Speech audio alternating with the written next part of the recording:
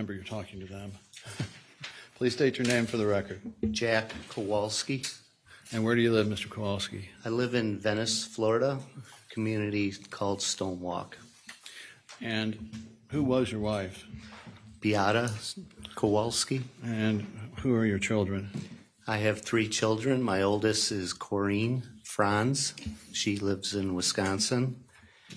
Maya Kowalski, and my son Kyle Kowalski. And how old are you? How old am I? Yes. 62.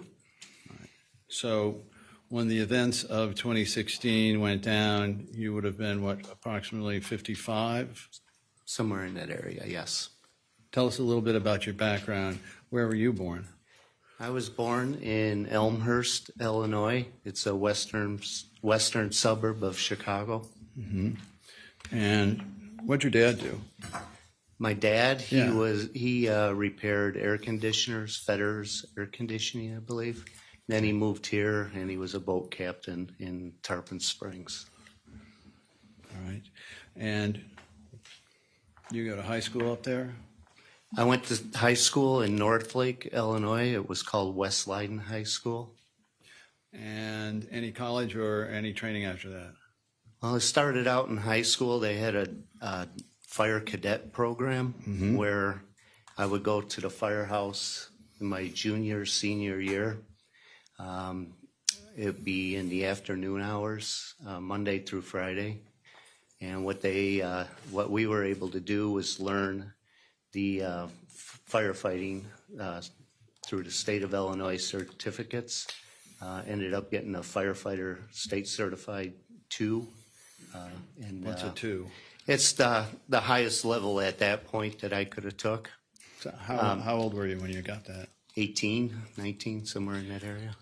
So when did was there any more training after that?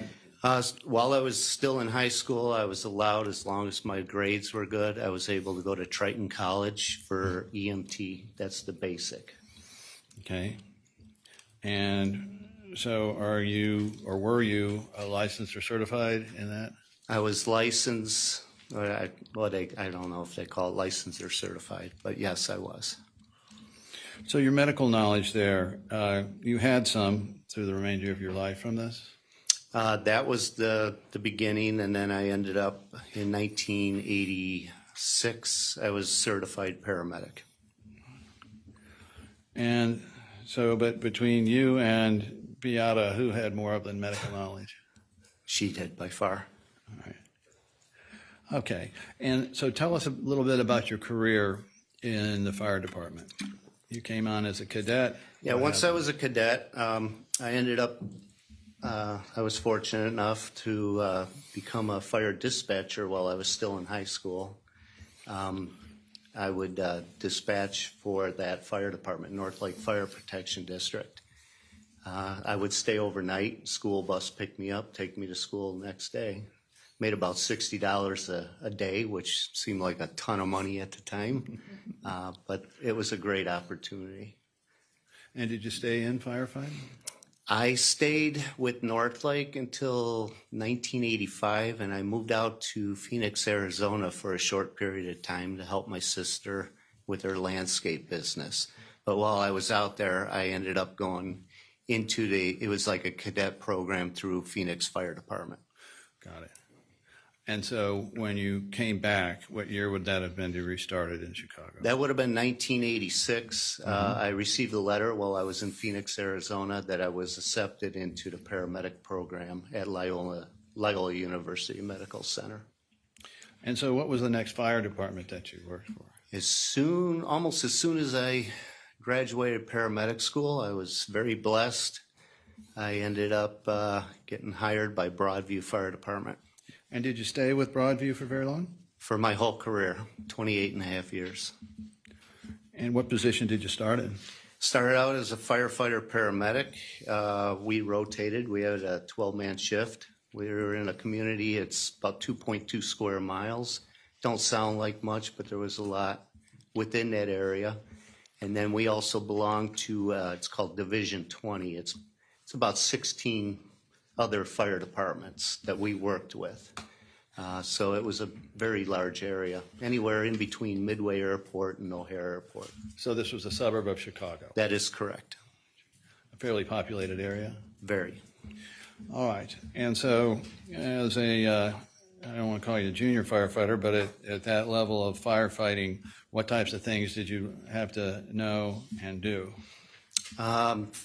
At our department, we rotated, so one day you're on the ambulance, next day you might be on the heavy-duty rescue squad, ladder truck, or the engine. So you had to be certified in everything, which was nice. To see any fires? A lot. All right. And during that, I guess, what did you have a specific task there that you were tasked to, either the hose or the ladder or anything like that?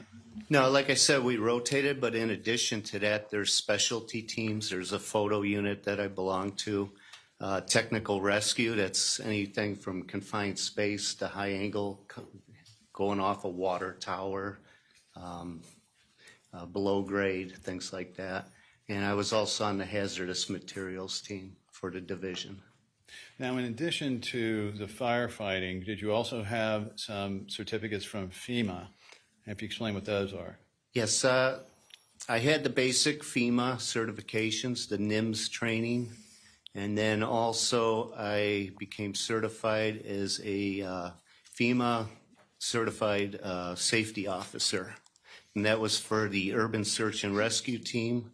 Illinois has a team, and I was part of that as well, which I was deployed to Katrina for that. And did you actually go down to New Orleans for Katrina? Yes, it was a 2-week deployment. We had, I believe, the first deployment was 100-piece apparatus and maybe 1,000 firefighters. I could be wrong, or that was 2 deployments. But we stayed for 2 weeks. I remember getting there, and it was very nasty, and my wife called me on the phone, and she was all upset the dishwasher broke. But I'm looking at water at top of roofs. It's like, and the Superdome. Did you do the search and rescue job there? Is that what you were tasked to? the state of Illinois went down there for humanitarian services to help out New Orleans Fire Department. All their fire departments were non-functional at the time, so we helped get them functional. And then we also had different teams, hazmat teams, firefighting. So yes, I was fortunate to be able to join up with FDNY from New York and fight fires. And then next day you might be doing decon, for hazmat, things like that. Sure. And then we also did humanitarian. We tried to get the firefighter and police officers' homes back in operation for them to come back and live. So in 2001, you were promoted to deputy fire chief, is that right? Prior to that, I was a lieutenant, 1998 to 2001. So, on the shift, there was a captain and lieutenant.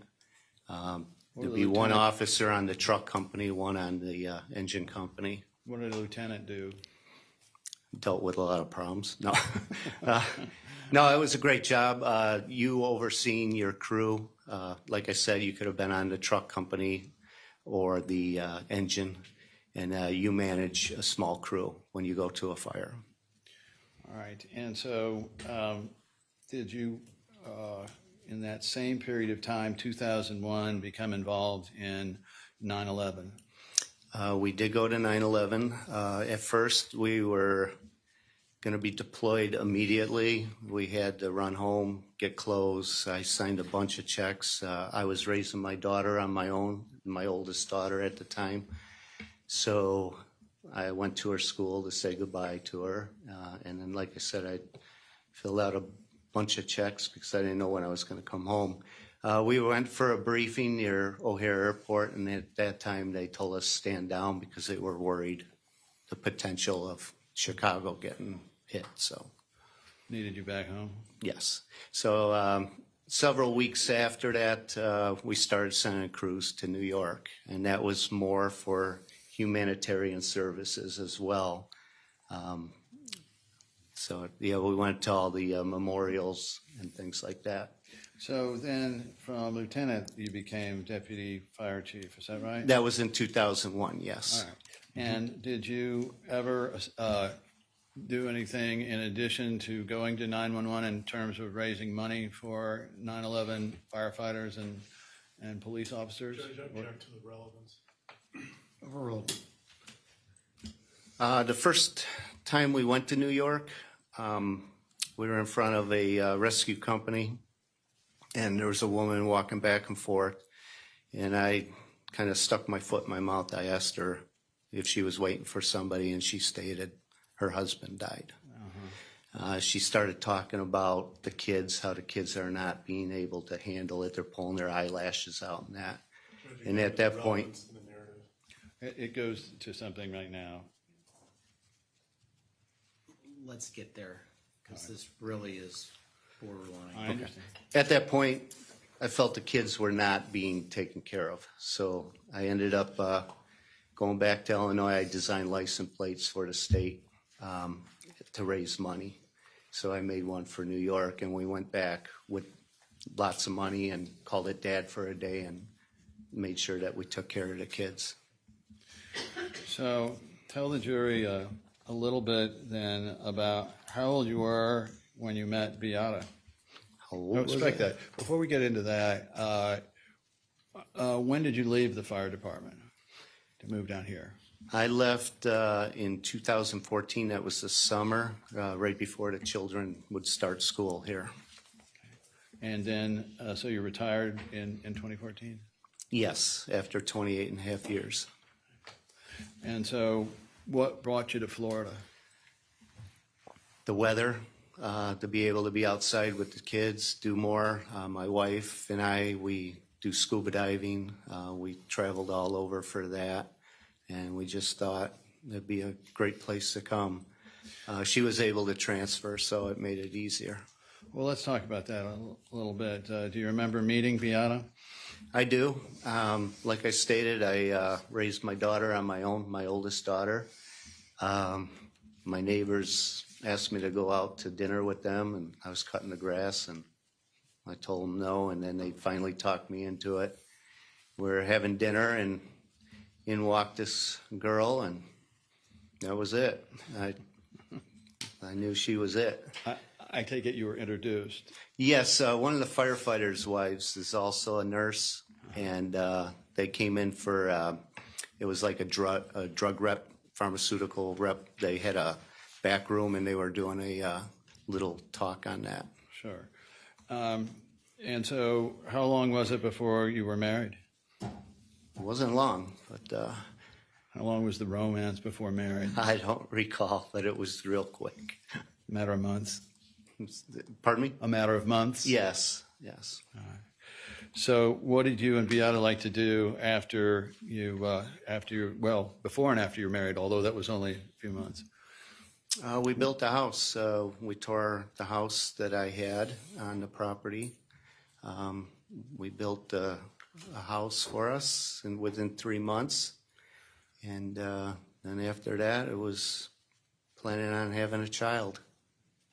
Okay. And did you have any hobbies or things at this point in common you like to do? I made wine, so she kind of liked that as well because she enjoyed her wine. What was that? The wine? Oh, making the wine. The wine, I got that. yes. We'll get to the wine in a moment. Yeah, and then the scuba diving. We went all over scuba diving. And I think we have a photograph with the court's permission, 2528-1.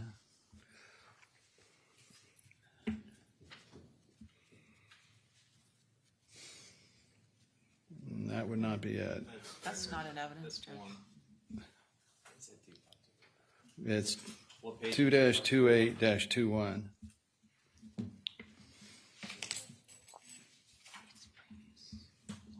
Remember this trip? I do. Where was this? I believe that was Belize. Did you take just that one trip, or did you have other scuba trips? We did several. Belize, Honduras, Mexico. Was she certified? Yes, she was an advanced diver. And how were you at that time? Just basic. Okay. And did you enjoy these times with your wife? This was a great time. I really enjoyed it. Like I said, I was raising my oldest daughter on my own. It's been a while since I had a relationship, and I knew she was the person to be with. Okay. And we do have one wedding photo at 2528-14. We can get that relatively quickly. Where are we all married? We had a cruise ship. We went on a cruise, and we ended up getting married in Montego Bay, Jamaica. And then the family wasn't happy we did that, so we had to have another wedding afterwards. 2. Yes. So tell us a little bit about Beata. We want to know what kind of person she was. Beata, at that time she was working for Loyola University Medical Center. She was working in the cath lab. She was extremely dedicated to her job there. Loyola is a very big hospital. It's probably on a mile-long property. It's huge. What did her job entail? She worked within the cath lab. Catheters? Yes. Did she work at that job the entire time you were in Chicago? After Maya was born, or around that time, she worked for Walgreens, and it basically the same thing as with CVS, doing the infusion treatments. Now, was Beata a kind of a retiring type, or was she more outgoing? How would you describe the personality there? Beata was always on her feet, always looking to do better, not only for her, but everybody else around her. An overachiever a bit? By far. All right. Try to keep up with her, it's impossible. And she was originally from where? I'm going to say it wrong, but Stola Wola, Poland? Yeah, she came over at the age of 16, I believe. And did that, from what you saw, influence her insofar as the way she dealt with things? The fact that she had come over prior to Poland becoming free? I know she told stories how rough it was in Poland. You don't go to Walmart and buy a pillow. You have to make your own pillow, pull the goose feathers out and make your own. Same with groceries, things like that. A lot of it was farming, and so it's a lot rougher. When she came here, she came without speaking English. She learned, and she started out in a high school, I believe, in Chicago, and it was difficult for her. But she's very determined, and after high school, she went to college. Her professor said she's not going to make it, and she ended up being the first in her class. She did learn. She was determined. Do you know what her diploma was? Her degree is? She did have an associate's, Moraine Valley, I believe it was, and then a bachelor's, and that was, now I'm going to go, Lewis University. That's in Aurora, Rockford. I could be wrong. And was her income helpful to the family? By far, yes. And she, after I retired, she carried the health insurance. And I assume that was a fairly big help. Yes. So now, were you Roman Catholic when you met her? I was not, but I did Join go the church? through the classes and then became Catholic. And she was Roman Catholic? Yes, she was. Polish Roman Catholic? Yes, Very Roman Catholic? very. And did you go to church every weekend? We went pretty much every weekend, in addition to, when the kids were born, they went to Polish school. Here, when they were here, they went to Sunday school after the Mass. So was she close with, say, the parish priests, people like that? Yes. Stayed involved in the church? Yes, she stayed involved. We attended, picnics, things like that they had. Right. So the jury would probably like to know how Beata was if there was a dispute with an outside person, in this case these doctors, but just generally, what was she like? Was it hard to get it out of her, or was she direct? What was she? Beata was unique. When she's right, she's going to prove you she's right, and she is right. A lot of times, we had differences, and I found out I was wrong. I mean, not just saying that. A lot of husbands find that out regularly. Yeah, she stands up. If she feels she's right, she's gonna stick to her guns on it. Right. And do you think that from what you saw, her background in Poland made her more direct than the American way? I believe so. Yes. Can you give us any examples where she would? People would wonder, like, is she mad or angry, but she's actually just being Polish American. Yeah, that's the hardest thing. When I first started out dating her, they say things different, and sometimes they're more blunt than we are. Mm-hmm. After time, I learned that she's not trying to be rude, things like that, but it does come out differently. Yes. And did there come a time that you had a child? We did. We had difficulty. We did the in vitro, and it took some time, but then we ended up having little Maya. And when she was pregnant, that's when I was deployed to Katrina. So. I'm sure she appreciated that, you being gone for the first. I think she appreciated dishwasher being fixed after that. All right. So Maya then was from an in vitro infusion? Yes. And was that an expensive event to do? It took some time, expense. I honestly don't recall what it cost, but it takes some effort? It took some effort, yes. And so did Beata express a need or a want to have children with you? She before? wanted a child very bad. And before I even left to Katrina, that room was decorated. I bet you every shelf in that closet had baby clothes to whatever. And so then there come a time when you had a second child. Yeah, Kyle was a stroke of luck. He just came out of nowhere. I remember walking into the house. Beata was at the little table in the kitchen crying and laughing at the same time. I go, "What's wrong?" She goes, "You don't want to know." And I said, "You lost your job." She goes, "Worse." And she goes, "I'm pregnant." So, but we got Kyle. All right. Now, was there something that might indicate to the jury Beata's determination in terms of having Kyle? Well, Kyle, after he was born in Elmhurst Hospital, which was in our town that we lived in. He was born with petechiae. He had little dots all over him, and the doctor seemed very concerned. And after a little bit of time, they stated that he needed to be transported to Loyola University Medical Center to the PICU. He had a condition called neonatal thrombocytopenia, common spelling, I guess.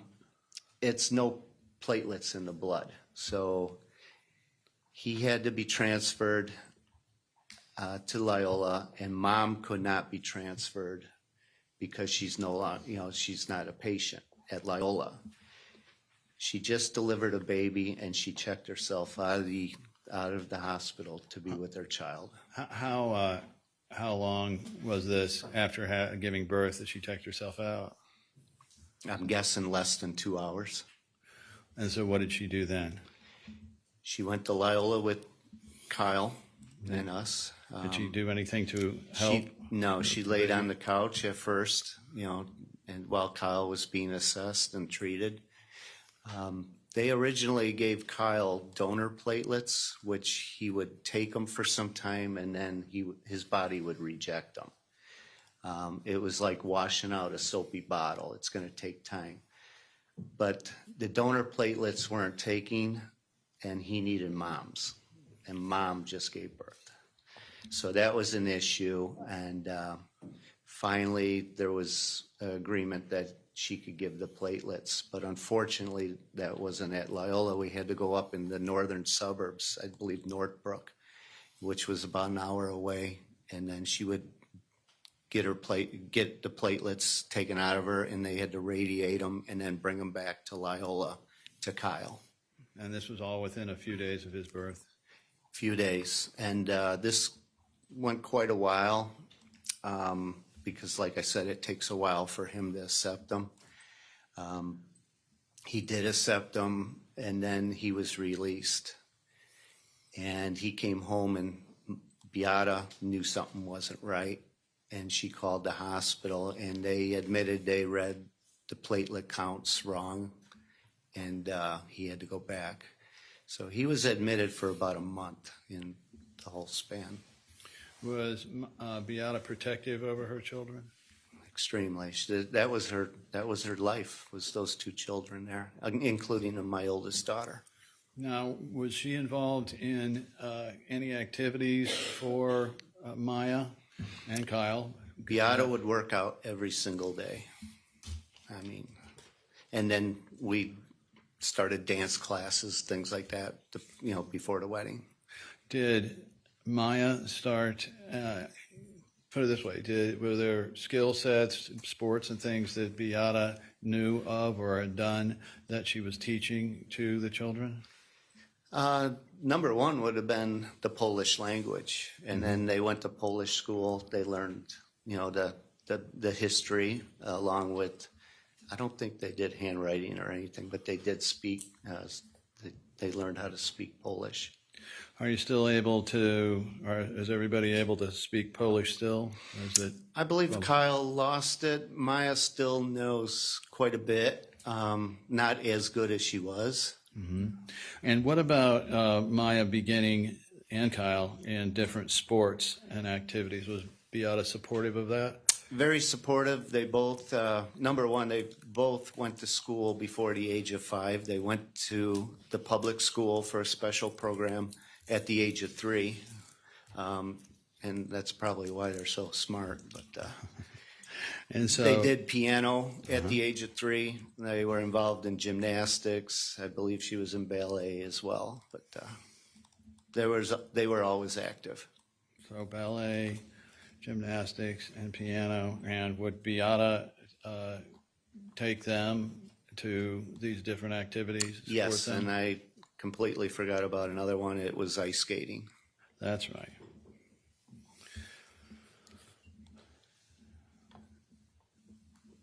I understand Maya tried ice skating once she was able to get out of the wheelchair. It did not last very long. No, I think it was just too much. She was ice skating and working out. She wanted to go back to ice skating because her mother did skating as well. I think she just wanted to continue it for her mom. Did you have a hard time with it after a while in terms of the emotional impact? Yes, there was some emotional issues with that. This was an activity she did with her mom, so. That's correct. Now, there came a time then when Maya got sick. Is that right? Yes. The jury's heard a little bit about this, but why don't you tell them from your perspective what happened that weekend of July 3rd, 4th? Yeah, and if we could, Judge, we'd like to publish our timeline that as a demonstrative aid we provided it to council. You have it. So tell us about now, before July 3rd, 4th, had Maya already been to Johns Hopkins once on June 16th, 2015? Yes, originally she went to Doctors Hospital for asthma complications. And I believe doctors do not hold pediatrics overnight. I could be wrong on that. So they were going to airlift her to Johns Hopkins All Children's Hospital. The weather was bad that day, so they just did a ground transport. That may have been after July 4th. I was looking at the June 2015? Before? This was June 16th. Okay, that was the June 16th? Yes. All right, my mistake. All right, and this was for, again, her asthma? Severe cough, bronchial spasms. Now, generally speaking, as the kids were growing up, were they healthy? They were healthy. Maya has seasonal allergies. Most of us do. But she always seemed the allergies bothered her a little more. She would have the little, around the eyes and that. She did have asthma. She was diagnosed, I believe, at Lurie's Children's. It was a satellite in Westchester, Illinois.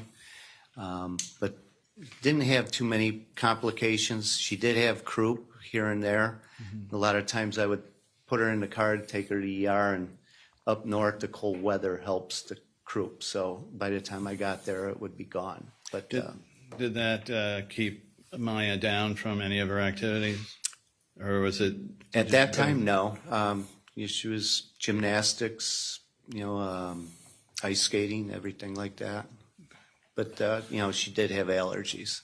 Other than the allergies and asthma, was it just typical childhood illnesses? And not much other than that. And Kyle as well? Kyle, healthy as well. He has seasonal allergies. I don't think it bothers him as much. Mm-hmm. All right. And so now let's get to that weekend of July 3rd and 4th.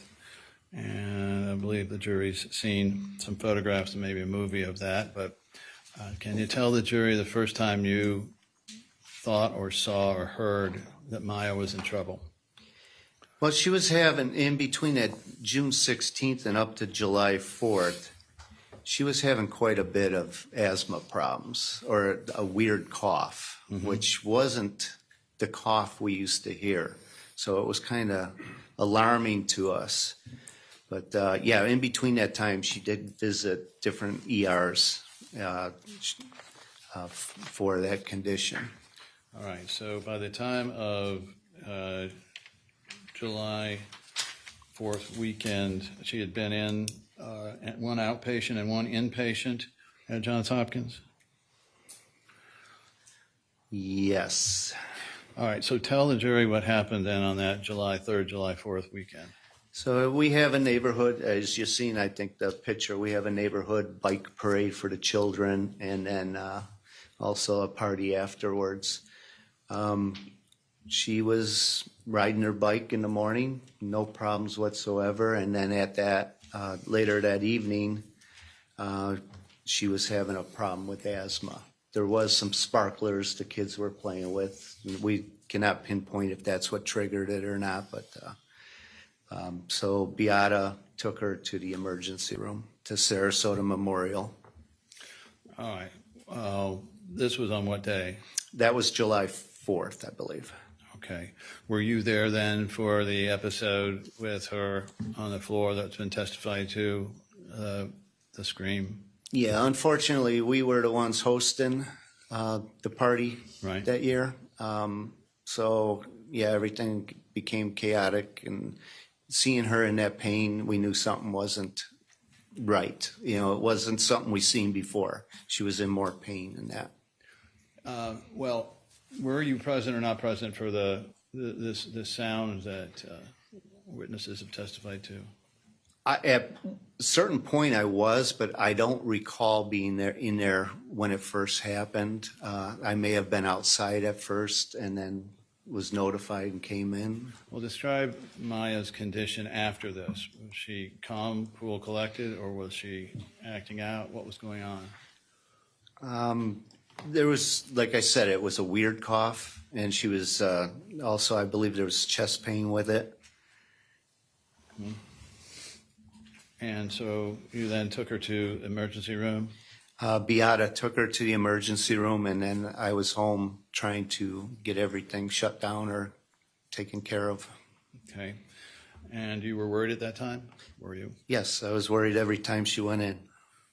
All right. So on July 11th, 2015, was Maya admitted to Johns Hopkins? Or July 6th? July 6th, yes. Through the 11th. All right. Yeah, this was a admission July 6th to July 11th. Okay.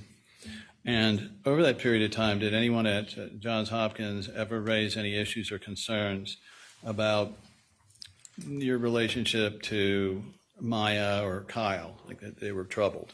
No, not at all. Did anyone ever doubt either Maya or your Beata's description of what was happening with her? No. So then Maya came out, and then there was a second admission on July 15th. Tell us how that happened. July 17th. 17th. That was my birthday. Okay. Happy birthday. And Yeah. what happened, if anything? She was admitted again at Johns Hopkins All Children's Hospital. That was for difficulty breathing, I believe. And then she also had acute pain all over, which was something that we didn't experience before. I believe she was diagnosed with myopathy or due to the steroids. Okay. Let's, if we can, it's in evidence as 1008-002. If we could.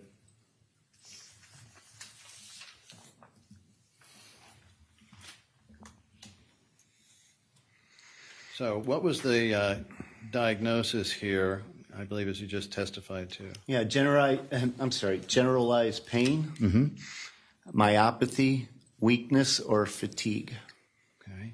And it's got the names of some of the doctors up there. And from your memory, did you get along? You and Beata get along well with the doctors there? I don't recall any problems. Okay. And then let me show you Joint Exhibit 1008-0003. Again, this is in evidence as part of the records. And I'll direct you then to the second paragraph there where it says presented as soon as it comes up. Okay. So if you would, take a look at this.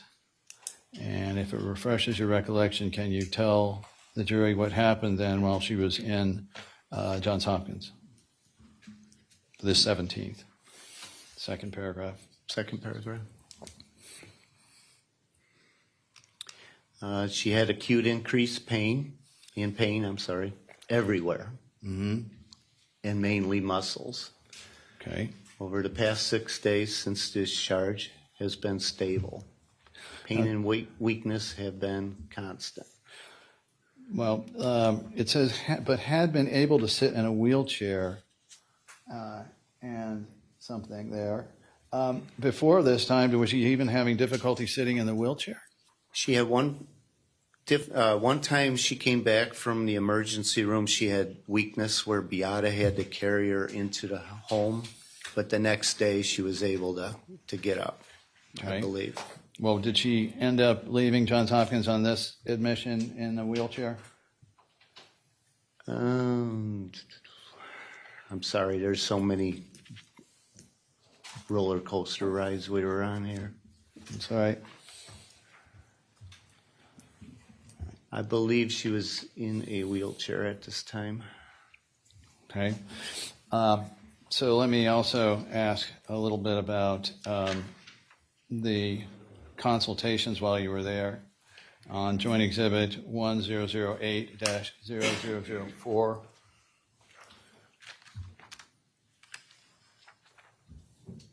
Okay. And if you look at the first full paragraph about 5 lines down.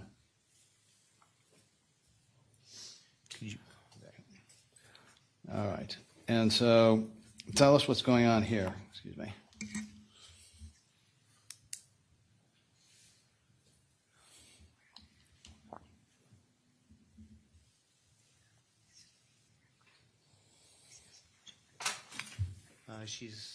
She's in pain. Well, what are they prescribing for that pain? I'm gonna really do Did bad they- with these names. Let me ask you. Toradol, Right. yeah, oxycodone, Valium. Right. And was this able to control the pain, or was she Now still in then, pain? as you go right after Judge that, objects, he's lack of foundation and predicate overall. did this control her pain, or was she still in pain? No, if you continue to read right after the highlighted area, over the course of her stay, it was increased. So obviously, no. And I remember something distinctly from when she was being discharged, or right prior to discharge. There was a doctor wheeling her little computer and having, I guess, students following her. And she came up to me, and she put her arms up in the air. She goes, "I don't know what's wrong with her, but we could give her pain medication." And I said, "No, that's not acceptable." And that's when we decided to go somewhere else. All right. So it says the patient was discharged PO with Valium, oxycodone, Tylenol, ibuprofen for pain control after extended discussion with the parents and previous outpatient provider in Chicago. Sustained. Who was the previous outpatient provider in Chicago? The outpatient previous? Well, was this Lurie's? Oh, she was going to go to Lurie's Children's Hospital in Chicago. Okay. That's where we grew up, so we were not familiar with this area. Okay. Now, if you look at 1008-006, I want you to just count up the number of medications that she was prescribed there. Objection, again, record speaks for itself. Also, Doesn't say the number. Overruled. Under prescriptions? Yep. 1, 2, 3, 4, 5, 6, 7, 8, 9, 10, 11, 12, 13, 14, 15 on this page. Okay. I believe. I could be wrong. All right. And so why Lurie's? Why did you want to go back to Lurie's? Like I stated, we're newbies here in Florida. We went to Johns Hopkins All Children's Hospital. The name, it's a big name hospital. We thought we would get the answers there. Unfortunately, we did not. So we went back. Maya and Beata, they flew back to Chicago to go to Chicago Larry's. Now, before anybody said, we don't know what this is, did you ever hear anyone questioning Maya's pain or your concerns over it? What was this? Did anyone at Johns Hopkins, up to the point of Lurie's, ever mention anything about a problem with either your treatment of Maya or your relationship with Maya? Now, there was nothing brought up about relationship. We were concerned because we never seen a lot of these things that were going on, and it seemed like it was one thing after another, blurred vision or sensitivity to light, things like that. But when I got the arms up in the air and stating that we don't know what it is, but we could give pain medication, that's not the answer we wanted. All right. And so what happened when you went up to Lurie's? Beata and Maya flew there. I called ahead of time, and Chicago Fire Department, along with our fire department, met them at the airplane and took her off the plane. They took her directly into Chicago. A fire chief waited for their luggage and brought it right after. But she went to Chicago Larry's. Was this an inpatient? I believe so, yes. And approximately how long was she there? I think it was a short visit, I know that. A week or so? 21st through the 24th. There you go.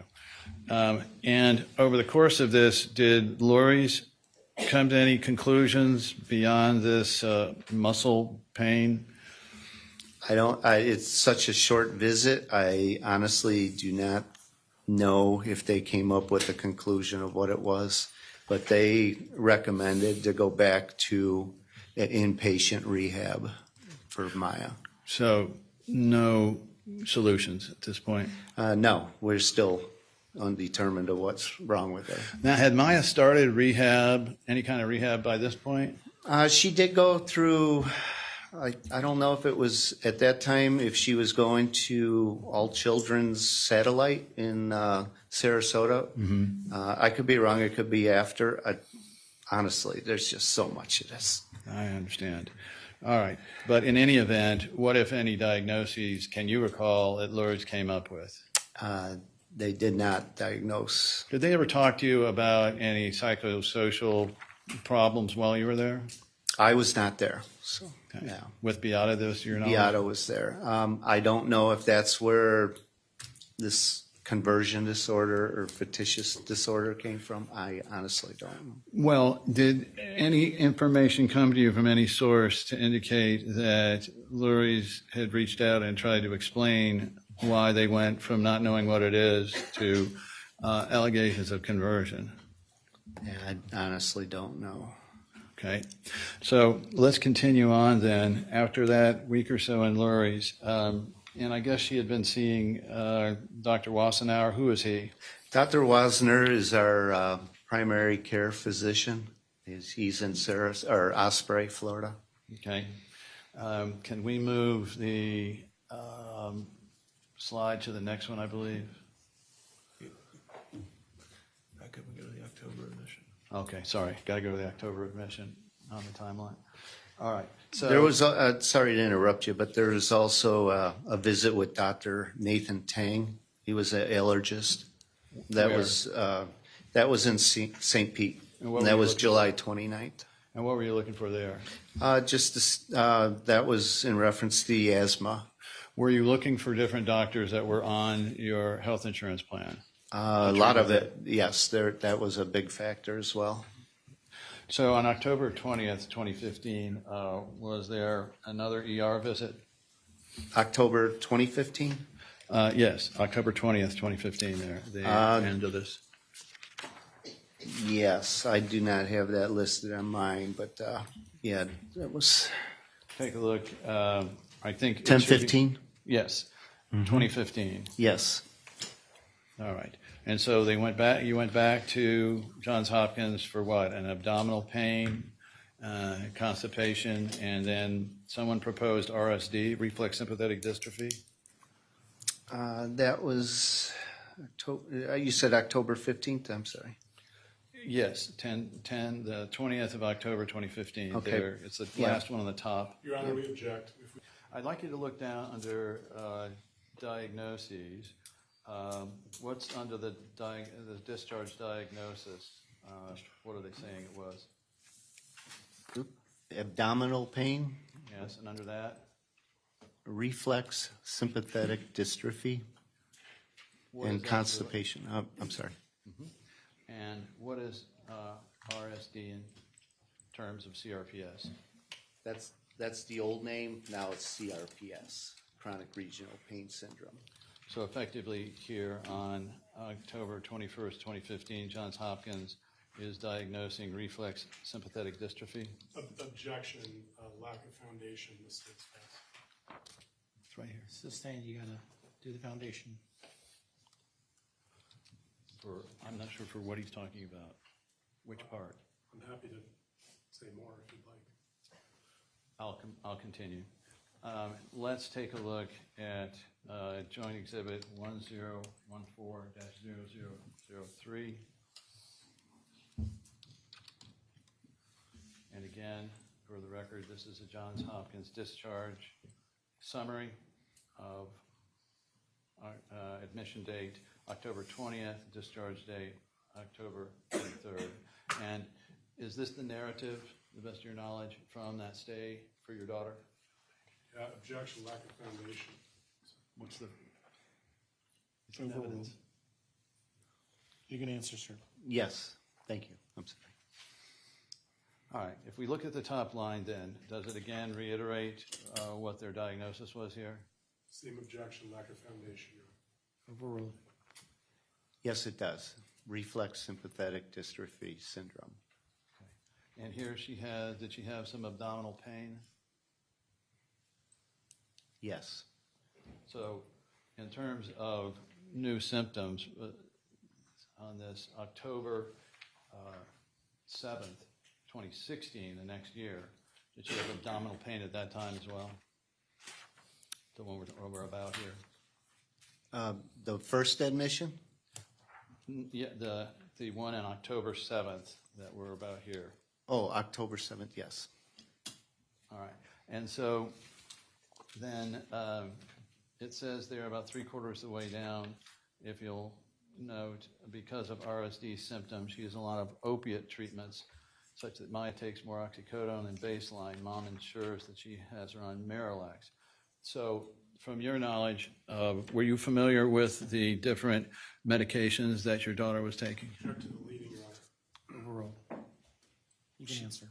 She was on quite a bit of medications. Were those prescribed primarily by Johns Hopkins Children's Hospital? Objection, lack of foundation. Overruled. Most of them, yes. And so if we're talking about whether Maya then started to go through treatment regimens with opiates at this time? She was. All right. Now, it says on the bottom, neurological, unable to fully examine lower extremity at any time during hospitalization due to patient reluctance and complaints of hypersensitivity. I lightly touched her right knee one morning and she nearly jumped off the bed and began shaking and crying. First, let me ask you, over this time, have you become familiar with what the symptoms of CRPS are? We just prior to this, correct, is when we went to Dr. Kirkpatrick. What I'm saying is now, are you? Yeah. Oh, yes. Yes. And what is this called when you just jump off the bed or you jump out of the chair when there's a light touch? That I believe is called allodynia. And what other symptoms did she have at this point? Did she have blurred vision? Hypersensitivity, light touch her right knee in the morning. There he jumped out of bed, began shaking and crying. From the last visit, did it, if you recall, did it state that she had blurred vision? I think you just testified to I it. believe so, yes. Yeah. Okay, so we've got extreme pain, blurred vision, and we have what did appear to you, now knowing what you know, that the allodynia was appearing? Yes. Okay. At this point, had her legs, ankles started to turn in, or were they still straight? I believe at that time they might have been dropping down. Kind of like that? Yes. Okay. All right. But then says, I found this unusual. She's capable of moving her legs around under numerous heavy blankets without experiencing pain. So tell the jury from what you know about allodynia, why that is significant or not significant. Well, there's days that if you start approaching her, she'll retract from you. And then there's days that it doesn't really bother her as much. But the allodynia, it was very difficult. I remember Kyle trying to help her, and her legs would just start to shake. I mean, it was bad. Okay. Now, prior to this date, had you tried physical therapy at a hospital? What is Tampa General Hospital? Tampa General, we went there for a month admission, and that was for intense physical therapy. She was admitted for 1 month. So she actually went in-house for therapy? That is correct. And at that point, her arms were extremely weak. They worked on her arms to be able to groom and eat by herself. And then from there, they worked on the lower extremities. And the jury's heard from the physical therapist there. But did you visit her there? I was there as much as I could be. And did you observe your daughter there? I did.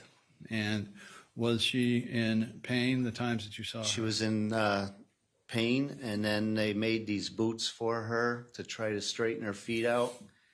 And when those were placed on her feet, it was extremely painful. What was it like watching her? There was a doctor there, Dr. Kornberg.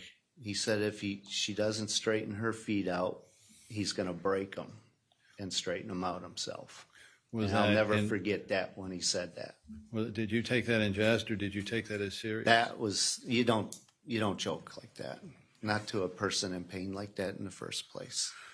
Well, did they give you any additional alternatives other than, okay, we tried PT and that's not working? They give you any other things to do?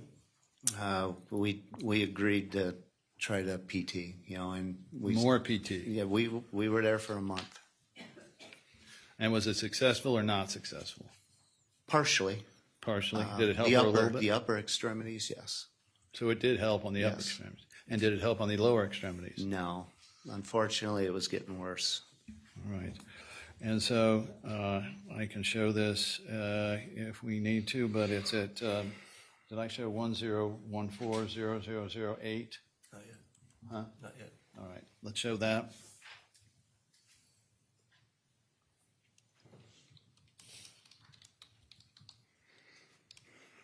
Okay, so in this last visit from Johns Hopkins, skipping ahead, it was, if you count up here on the 2 pages, does it indicate that there were 24 separate, distinct medications or vitamin remedies that were prescribed for Maya when she left? Now I see 24, yes. And those included oxycodone. Is it number 19? Yes. And 11 diazepam, which Yes. is Valium, right? Mm-hmm. And baclofen, what is that? Is that a muscle relaxant? I honestly couldn't tell you. Okay. But in any event, were they continuing now on the opiate physical therapy train in terms of treating your daughter? Yes. Object to the foundation speculation. All right.